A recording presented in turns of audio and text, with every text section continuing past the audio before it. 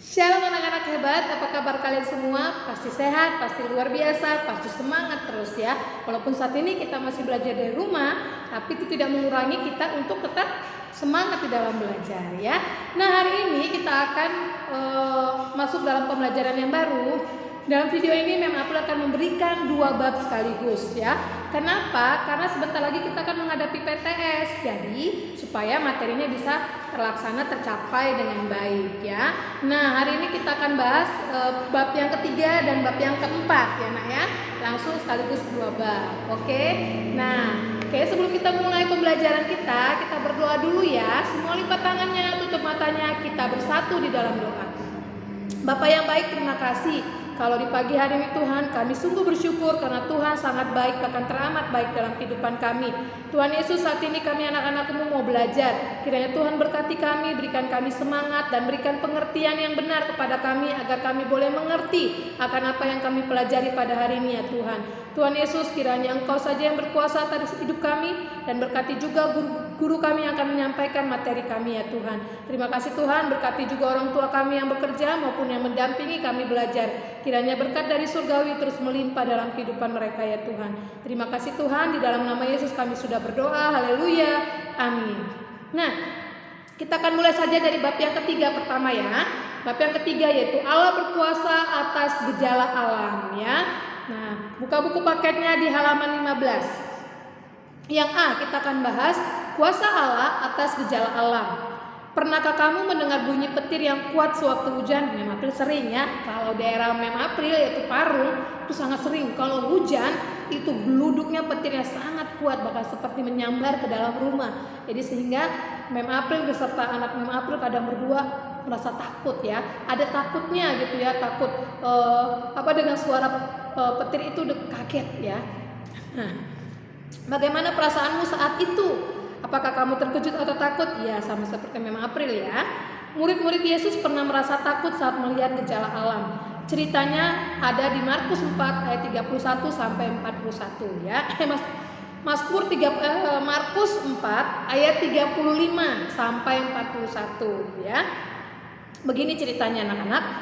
Hari sudah petang. Yesus mengajak murid-muridnya menyeberangi danau. Mereka naik perahu. Di tengah danau angin bertiup sangat kencang. Permukaan danau mulai bergelombang. Ombak semakin besar dan menerjang masuk ke dalam perahu. Perahu mulai penuh dengan air. Saking takutnya, murid-murid Yesus lupa kalau di dalam perahu itu ada Yesus. Yesus yang selama ini mereka kenal dan bisa melakukan mukjizat. Mereka membangunkan Yesus yang tertidur dalam Lukas 8 ayat 22 sampai 25. Menyatakan bahwa saat membangunkan Yesus, murid-murid Yesus berkata kalau mereka akan segera mati tenggelam. Mereka takut, mereka lupa kalau di dalam perahu mereka ada Tuhan Yesus yang selalu melakukan mukjizat bersama dengan mereka. Karena sakit takutnya ya anak-anak ya, ada dengan apa? Gelombang itu tadi. Yesus lalu menghardik angin serta danau yang menggelora. Seketika itu juga angin lenyap dan permukaan danau menjadi tenang. Murid-murid Yesus selamat. Mereka merasa lega sekaligus takjub. Mereka melihat sendiri bagaimana alam tunduk pada perintahnya. Mereka berkata, siapakah gerangan orang ini sehingga angin dan danau pun taat kepadanya. Selain angin topan, gejala alam apa lagi yang kamu tahu? Khususnya yang bisa terjadi di Indonesia. Gunung meletus, gempa bumi, yaitu getaran atau goncangan di permukaan bumi, tsunami, serangkaian gelombang ombak laut raksasa akibat dasar laut bergeser karena gempa bumi, gelombang pasang atau gelombang tinggi, abrasi atau erosi pantai, yaitu proses pengikisan pantai oleh tenaga gelombang laut dan arus laut. Itu kalian boleh garis bawah ya nak ya. Mulai dari gempa bumi itu apa, terus tsunami itu apa, terus abrasi atau erosi pantai itu apa ya. Gejala-gejala alam tersebut sering terjadi di tanah air kita karena Indonesia memiliki banyak gunung berapi dan laut. Letak Indonesia yang berada di antara 2 benua dan 2 samudra menjadi faktor penyebabnya. Masih ingatkah kamu pada rangkaian penciptaan langit bumi beserta isinya? Siapakah yang menciptakan itu semua? Ya, Tuhan Allah. Ia yang menciptakan alam semesta. Ia yang mengatur semua yang ada di langit dan yang ada di bumi. Maka ia pun berkuasa atas semua gejala alam yang terjadi. Oleh sebab itu, ketika gejala alam terjadi di daerah tempat tinggal kita dapat meminta pertolongan kepada Tuhan Allah. Tuhan Allah yang mengasihi kita karena kita adalah ciptaannya. Tuhan Allah meminta kita percaya kepadanya. Itu yang dikatakan Yesus kepada murid-muridnya setelah mereka membangunkannya pada saat badai menerpa di danau. Mengapa kamu begitu takut? Mengapa kamu tidak percaya? Nah, jadi kalau ada petir, ada bencana alam yang terjadi pada kita, tapi jauh-jauh ya, jangan sampai terjadi. Kita ingat, kita berdoa sama Tuhan, menyerahkan diri kita, meminta Tuhan menjaga kita, menolong kita supaya kita selamat dari setiap yang terjadi, supaya kita selamat, supaya kita sehat selalu. Kita berdoa kepada Tuhan karena Tuhan adalah yang menciptakan kita. Kita ini miliknya Tuhan, jadi kita harus menyerahkan diri kita kepada Tuhan. Ya sayangnya. Oke. Yang bagian B kita akan bahas siaga bencana. Setelah kita tahu kita hidup di tempat yang rawan bencana, apakah itu berarti kita sebaiknya berdiam diri saja di rumah agar tidak terkena bencana alam? Dalam Amsal 3 ayat 19-20 menyatakan bahwa Allah menciptakan langit dan alam semesta dengan hikmat, pengertian dan pengetahuannya.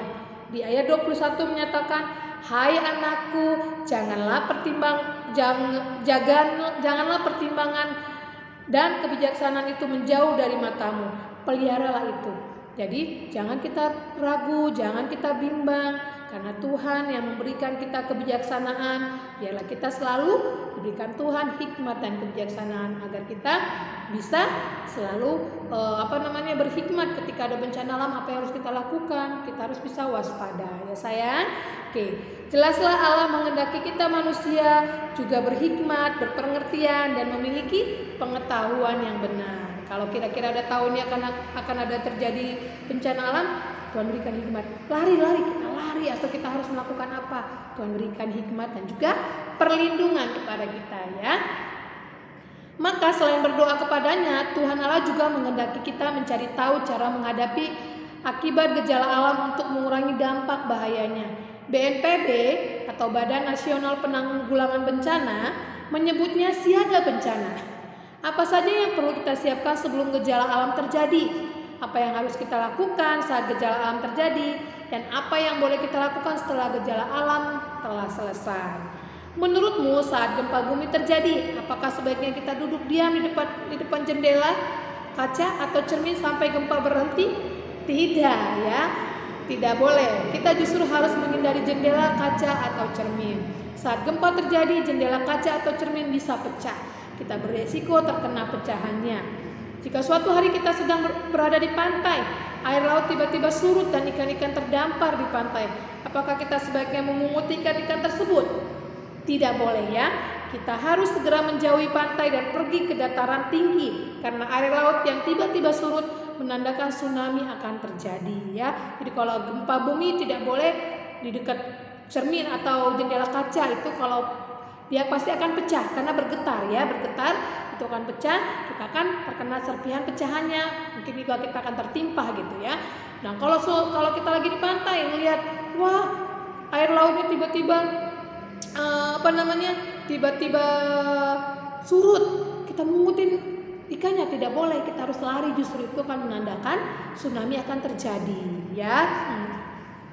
Bagaimana jika gunung meletus? Bolehkah kita mendatangi lokasi gunung tersebut untuk melihat? Tidak. Saat meletus, gunung mengeluarkan gas beracun, bebatuan yang besar, magma yang sangat panas, hujan abu dan material lainnya. Berada di wilayah dekat gunung meletus sangat membahayakan keselamatan diri. Jika kita percaya bahwa Tuhan berkuasa atas semua gejala alam dan kita telah siap siaga menghadapi gejala alam, kekhawatiran kita akan hilang dan kita pun punya harapan bahwa semua akan membaik sebab Tuhan beserta dengan kita, ya. Jadi kita harus percaya bahwa gejala alam apapun yang akan terjadi, kita siap siaga menghadapi gejala alam itu, jadi kekhawatiran kita hilang dan kita punya harapan bahwa semua yang baik akan beserta dengan kita. Tuhan berikan buat kita, ya sayangnya. Nah, bab 3 sudah selesai, sekarang kita ke bab 4, yaitu aku dan lingkunganku. Kita buka di buku paket kita halaman 20. Kerusakan lingkungan. Bagaimana Allah menciptakan dunia ini? Ia menciptakan semuanya baik dan teratur. Seiring waktu manusia bertambah banyak, kebutuhan manusia bertambah. Manusia tidak lagi sekedar memanfaatkan sumber alam untuk memenuhi kebutuhan sehari-hari. Manusia menginginkan lebih. Manusia memanfaatkan sumber alam dengan sesuka hati demi keuntungan diri sendiri. Akibatnya semua yang Allah ciptakan yang amat baik menjadi rusak. Itulah manusia, namanya manusia serakah ya. Tidak bisa memanfaatkan yang ada, mengelola bahkan melestarikannya. Asal mengambil pohon yang besar-besar ditebang tapi tidak menanam kembali. Kenapa harus tanam kembali? Supaya pohon yang kecil itu nanti kan lama-lama besar, bisa menahan air hujan kembali di gunung. Tapi manusia serakah, ngambil bahkan akhirnya merusak alam. Itu manusia tidak bertanggung jawab ya nak ya. Ulah manusia yang merusak alam menyebabkan bencana, misalnya tanah longsor. Allah telah menciptakan pepohonan. Akar-akar pepohonan itulah yang sebetulnya berguna untuk menyerap air hujan di dalam tanah, sehingga tanah tidak mudah longsor. Namun manusia malah menebangi pepohonan untuk diambil kayunya atau menempati lahannya sebagai tempat tinggal. Akibatnya saat hujan turun, tanahnya tidak kuat menahan beban air sehingga terjadilah tanah longsor. Tadi memang berbilang ya, serakah ya. Penebangan hutan secara liar juga mengakibatkan berbagai spesies tumbuhan dan binatang punah. Bencana alam apalagi yang disebabkan ketidaktaatan manusia pada perintah Allah terkait pelestarian lingkungan? Ada lagi? Ya, sampah plastik. Kalau sekarang udah tidak ada lagi ya, jarang sekali karena setiap mall atau bahkan Indomaret, Alfamidi itu sudah menggunakan tas belanja ya nak. Sampah plastik yang menumpuk juga telah mengakibatkan polusi lingkungan, tidak hanya di darat tapi juga di lautan. Banyak ikan mati karena makanan plastik yang dibuang sembarangan oleh manusia. Tahukah kamu butuh berapa lama agar plastik bisa itu terurai? Sangat lama ya nak, berpuluh-puluh tahun bisa terurai. Kalau bisa terurai, tapi kalau tidak, dia akan merusak ekosistem di dalam tanah. Jadi tidak boleh membuang plastik sembarangan di dalam tanah ya sayangnya. Yang B, kita akan belajar tanggung jawab memelihara alam. Alam pemberian Tuhan yang begitu indah harus kita jaga. Inilah tanggung jawab kita sebagai manusia. Manusia adalah makhluk ciptaan Allah yang paling mulia. Manusia diberi kuasa untuk memanfaatkan semua ciptaan Allah yang lain. Seiring dengan itu, manusia juga diberi tanggung jawab menjaga alam ciptaannya. Dalam Kejadian 1 ayat 29, Allah berkata, "Berkuasalah atas ikan-ikan di laut dan burung-burung di udara dan segala binatang yang merayap di bumi." Dalam Kejadian 2 ayat 15 menyatakan bahwa Allah menempatkan manusia di Taman Eden dan memberinya tugas untuk apa? Untuk menjaga dan memelihara semua tumbuhan dan binatang di dalam taman itu. Artinya apa anak-anak? Allah mengizinkan manusia memanfaatkan semua tumbuhan dan binatang itu untuk keperluannya dengan bertanggung jawab dan takut akan Tuhan. Artinya apa? Memakai dengan seperlunya saja, jangan seenaknya mengambil tumbuhan sampai pepohonan itu sampai longsor gitu ya, atau ikan sebanyak-banyaknya, atau dengan peledak di laut gitu ya supaya dapat tangkapan ikannya banyak, pakai bahan peledak, mati ikannya semua, ekosistem laut akan rusak. Itu tidak boleh ya. Nah, pada kisah Adam dan Hawa, Tuhan menempatkan manusia punya maksud yang sangat baik. Tuhan sudah menyediakan semuanya buat manusia supaya bisa dikelola oleh manusia dengan cara bertanggung jawab. Tapi apa yang terjadi?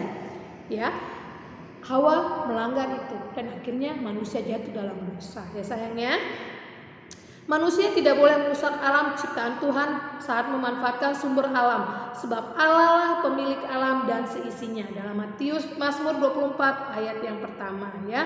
Jadi kita harus nggak boleh merusak ya, nggak boleh merusak alam ciptaan Tuhan. Karena apa? Tuhanlah pemilik alam ini, jadi kita harus manfaatkan dengan baik-baik. Karena Tuhan pemilik alam ini dan seisinya, Tuhan yang memilikinya ya. Bertanggung jawab terhadap alam ciptaan Tuhan bukan tentang seberapa hebat kamu melakukan perbuatan memelihara alam ini, namun lebih pada seberapa besar kamu peduli dan terus berupaya menjaga alam dengan melakukan hal sederhana di sekitarmu. Jadi kita harus melakukan hal yang baik, menjaga supaya misalnya ada sampah sembarangan, ada yang buang sampah, kita pungut supaya tidak terjadi banjir. Pohon-pohonan, hewan-hewan kita pelihara dengan baik supaya ekosistem alam kita bisa tetap baik kondisinya ya. Oke, yang bagian C kita akan bahas, aku bisa memelihara lingkungan. Menurutmu tugas siapa saja kamu memelihara alam? Apakah kamu juga ikut bertanggung jawab? Ya, pasti semuanya ya nak ya. Semua manusia mulai dari anak-anak sampai orang dewasa bertanggung jawab menjaga dan memelihara alam ciptaan Allah. Kita dapat melaksanakan tugas itu mulai dari lingkungan terdekat kita, yaitu rumah dan sekolah. Nanti kalau udah masuk sekolah ya sayangnya, ya contohnya apa? Jangan buang sampah sembarangan. Terus kalau dia habis jajan, buanglah sampah pada tempatnya. Terus jangan merusak pohon-pohonan yang ada di sekolah ataupun di rumah. Justru kita menyiramnya supaya tumbuh subur ya. Apakah kamu punya kebun di rumah? Apakah kamu dan keluargamu membiarkan tanah itu kosong atau menanaminya dengan tumbuh-tumbuhan? Lebih baik kalau ada tanah kosong ditanami bunga yang indah-indah ya. Apakah kamu menyirami tanaman di kebunmu dengan teratur? Nah, ada cerita ini sayang. Billy dan orang tuanya menanami halaman rumah mereka dengan banyak tumbuhan. Mereka berbagi tugas. Orang tua Billy memberi pupuk, sedangkan Billy menyapu halaman dan menyirami tanaman setiap pagi sebelum pergi ke sekolah. Billy melaksanakan tugas itu dengan senang hati. Ia tidak pernah lupa mengerjakan tugasnya. Usaha Billy sekeluarga menunjukkan hasil yang memuaskan. Tanaman mereka tumbuh sehat, ada yang berbuah dan ada juga yang berbunga. Burung-burung suka hinggap di pepohonan taman mereka. Setiap pagi Billy dan orang tuanya mendengarkan kicauan burung-burung itu. Nah, di rumah Mem April juga ada ada pohon pisang, jambu, bunga-bunga ditanam depan rumah Mem April, jadi tidak gersang ya. Di sekolah apa yang kamu lakukan dengan kemasan bekas makanan dan minuman yang kamu beli di kantin? Apakah kamu membuangnya begitu saja di tanah atau membuangnya ke tempat sampah? Pasti membuangnya ke tempat sampah ya nak. Kamu dapat ikut serta memelihara alam ciptaan Allah dengan tidak menghasilkan sampah. Caranya, bawalah bekal dalam kotak bekal dan botol yang dapat dicuci dan dipergunakan lagi. Itu mengurangi limbah atau sampah plastik ya. Apakah kamu menggunakan banyak tisu? Tahukah kamu terbuat dari apa tisu itu? Ya, tisu terbuat dari kulit kayu yang dibuat bubur kertas. Kayu-kayunya tentu saja berasal dari pepohonan yang ditebang. Padahal pohon adalah penghasil oksigen yang diperlukan semua makhluk hidup. Satu pohon berusia 6 tahun hanya menghasilkan 40 lembar tisu. Padahal satu pohon itu dapat menghasilkan oksigen untuk 3 orang manusia. Jadi bayangkan betapa banyaknya pohon yang harus ditebang untuk menghasilkan tisu-tisu yang dipakai manusia dan betapa besarnya dampak negatif yang diakibatkannya. Hutan menjadi gundul, oksigen semakin berkurang, tanah longsor dan kekeringan akan terjadi. Sebagian hewan hutan akan merambah ke permukiman manusia untuk mencari makan. Konflik antara manusia dan hewan liar akan terjadi. Sebagian hewan hutan lainnya akan punah karena tidak memiliki tempat tinggal dan sumber makanan. Akibatnya banyak dari kita yang tidak dapat lagi melihat hewan-hewan yang biasa hidup di hutan tropis kita. Oleh sebab itu mari kita menggunakan sapu tangan atau handuk kecil sebagai pengganti tisu ya. Jadi sebaiknya tisu mungkin bisa digunakan dengan tempat-tempat tertentu ya, seperti ke toilet. Kalau cuma lap pinus doang, lap keringat aja, itu bisa mungkin menggunakan kain kecil ya nak ya. Apa tadi katakan, sapu tangan atau handuk kecil supaya tidak selalu menggunakan tisu. Dengan menghemat tisu berarti kita bisa menghemat penebangan hutan secara liar ya, supaya kita ekosistem di Indonesia ini semakin baik, oksigen semakin terpenuhi buat kita semuanya ya sayangnya. Nah, sampai di sini dulu pembelajaran kita, biarlah ini mengajarkan kita selalu menjaga lingkungan kita. Karena alam ciptaan kita ini adalah ciptaan Tuhan, kepunyaannya Allah. Jadi kita harus senantiasa menjaganya, ya. Nah, untuk tugas kalian, PS kalian di halaman 17. Kenali gejala-gejala alam yang terjadi di sekitarmu dan tuliskan pada tabel di bawah ini. Air laut tiba-tiba surut, peristiwa yang bisa terjadi akibat fenomena itu ada tadi yang sudah kita baca ya. Gempa bumi, angin ribut, hujan sangat deras itu ada ya. Kalian boleh tulis ini di buku paket, tulisannya nggak usah besar-besar supaya muat ya. Nah, yang menjadi PR kalian itu ada di halaman 21. Perhatikan gambar di bawah ini. Apakah yang terlihat pada gambar tersebut? Kalau misalnya itu apa? Penebangan hutan ya. Apa yang terlihat? Mengapa peristiwa tersebut bisa terjadi? Ini kalian bisa jawab juga di buku paket ya. Jadi kedua tugas ini PS dan PR-nya, PS ada di halaman 17 dan PR-nya ada di halaman 21. Kirimkan ke GCR Agama Mem April ya.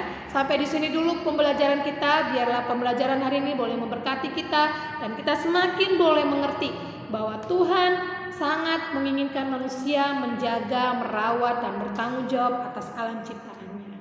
Oke, untuk mengakhiri pembelajaran kita berdoa dulu. Semua lipat tangan, tutup mata, kita berdoa. Bapa yang baik, Bapa yang kami kenal di dalam Kristus Yesus Tuhan kami, terima kasih Tuhan buat pembelajaran hari ini. Kami semakin mengerti bahwa alam yang Tuhan ciptakan buat kami, itu kami boleh pergunakan dengan baik Tuhan. Dan kami boleh bertanggung jawab atas alam yang Tuhan boleh ciptakan buat kami ya Bapa. Terima kasih Tuhan buat alam ciptaan Tuhan, buat tumbuh-tumbuhan, buat hewan, bahkan buat sesama kami manusia. Tuhan ciptakan semua dengan begitu baik dan sangat sempurna ya Bapa. Terima kasih Tuhan, kami hari ini sudah belajar dan biarlah Tuhan memberikan anak-anak-Mu kecerdasan, kepintaran, juga semangat terus di dalam belajar Tuhan. Dan berikan roh yang takut akan Tuhan, agar mereka selalu menjadi anak yang dengar-dengaran akan Tuhan dan menjadi anak yang takut akan Engkau ya Bapa. Terima kasih Tuhan, berkati orang tua mereka yang bekerja dan mendampingi mereka belajar. Terus kiranya berikan kesetiaan, juga berikan Tuhan berkat yang melimpah kepada setiap keluarga yang ada ya Bapa. Terima kasih Tuhan Yesus, terpujilah nama-Mu Tuhan kekal selama-lamanya. Haleluya. Amin. Selamat belajar, tetap semangat, selalu berdoa, dan Tuhan Yesus memberkati kalian semua. Bye-bye.